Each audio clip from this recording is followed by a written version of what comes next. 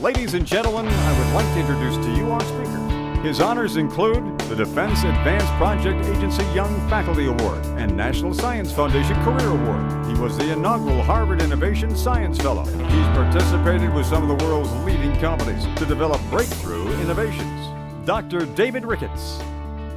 Imagine for a moment.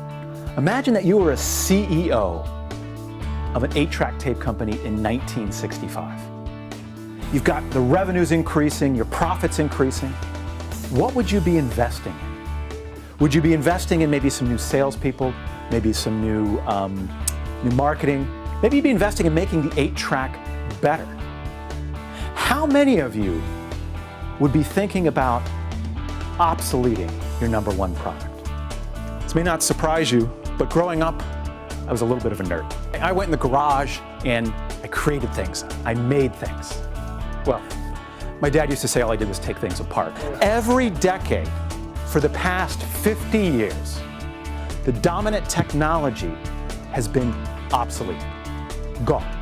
Every company needs 2 COOs, a chief operating officer and a chief obsolescence officer.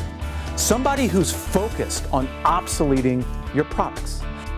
Well, remember before I asked you if you were the CEO, would you invest in obsoleting your number one product?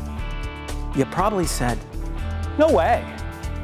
Well, that's exactly what many of these companies thought. But you should have somebody back in your company right now who's thinking about how do we obsolete our best product? Because that's exactly what your competition is thinking about. Think back now.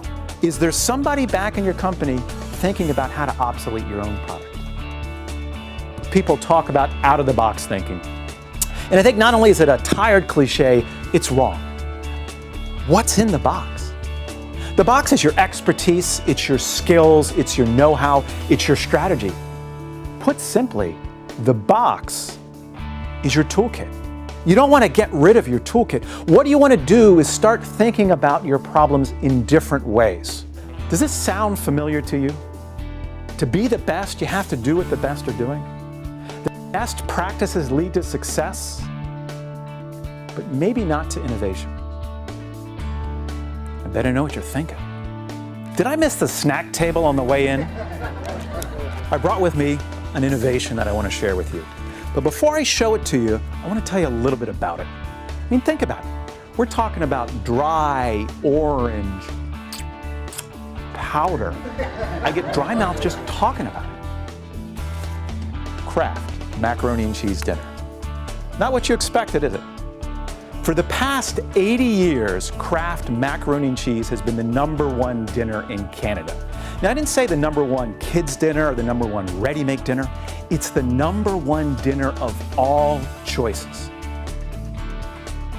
Where do products come from? Where do the ideas come from that create something that for 80 years is #1 in its category?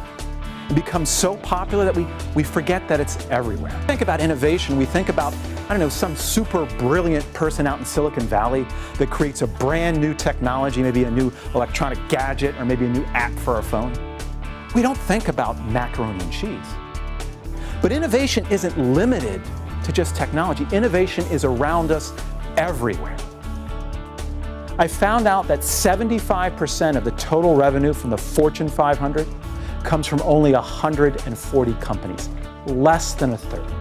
I had no idea that such a small number of people or companies dominate. But when I went back and looked at the Fortune 500, I noticed something that suggested that that's not correct. I noticed that every year the Fortune 500 changes. If you look over the span of a decade, 40% of the companies in the Fortune 500 change. It's something called a power law. And the power law explains both how such a small number of people can dominate and also why it's not the same number of people every year. The key to becoming and staying one of those highly successful, the key to the power law is to continually generate new value while at the same time fighting off obsolescence. Think about how you can change the question and that you can become one of the greatest people in American history.